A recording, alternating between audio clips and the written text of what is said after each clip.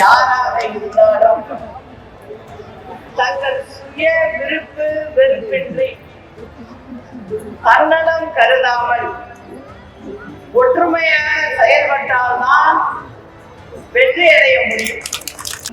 தீய சக்தி திமுகவை விரட்டி புரட்சி தலைவி அம்மாவின் பொற்கால ஆட்சியை கொண்டு வருவதற்கு கழகம் ஒன்றிணைய வேண்டும். அம்மாவின் மரணத்திற்கு பிறகு கழகம் பல நெருக்கடி சவால்களை சந்தித்தது. இன்னும் 100 ஆண்டுகள் ஆனாலும் இந்த இயக்கம் மக்களுக்காகவே இயங்கும் என்ற அம்மாவின் கனவை கோடிக்கணக்கான தொண்டர்கள் மனதில் தாங்கி நிற்கிறார்கள். அனைவரும் ஒற்றுமையுடன் செயலாற்ற வேண்டும், தன்னலம் மறந்து பொது நலத்துடன் செயல்பட வேண்டும் என்று அம்மா சொன்ன ஒரு கதைதான் எனக்கு நினைவுக்கு வருகிறது. பாவம் செய்த ஒருவன் நரகத்துக்கு போறான். அந்த நரகத்துல போயிட்டு இருக்க பாதையில ஒரு சிலந்தி பூச்சியை மிதிக்காம காலை தூக்கி வச்சு போறான். அந்த ஒரு சின்ன கொஞ்சம் புண்ணியத்துக்காக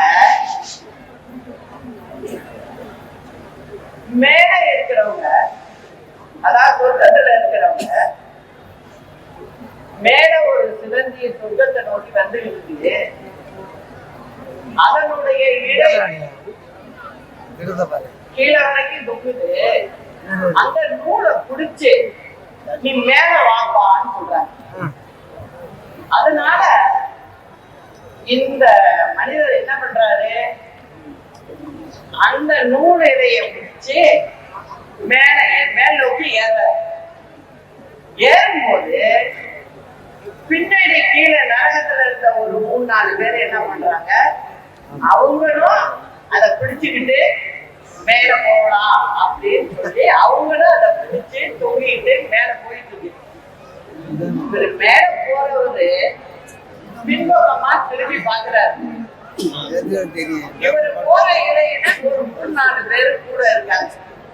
அத பார்த்தோன்னா உடனே என்ன நினைக்கிறாரு, நம்ம மட்டும்தானே கொடுத்தாங்க, நம்ம மட்டும்தானே போகணும், கூட இவங்கெல்லாம் எதுக்காக வர்றாங்க அப்படின்னு சொல்லி அவங்களை எல்லாரையும் உதைச்சு தள்ளுறாரு. இத தள்ளும் போது என்ன ஆகுது,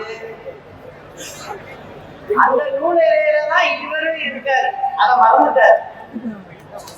அவரும் சேர்ந்து அவங்களோட உழுந்துறாரு கீழே.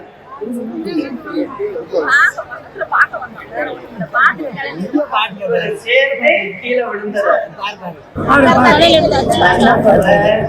யாராக இருந்தாலும் தங்கள் சுய விருப்பு வெறுப்பின்றி தன்னலம் கருதாமல் ஒற்றுமையாக செயல்பட்டால்தான் வெற்றி அடைய முடியும். இதுவே தமிழக மக்களுக்கு செய்கின்ற மிகப்பெரிய நன்மையாகும்.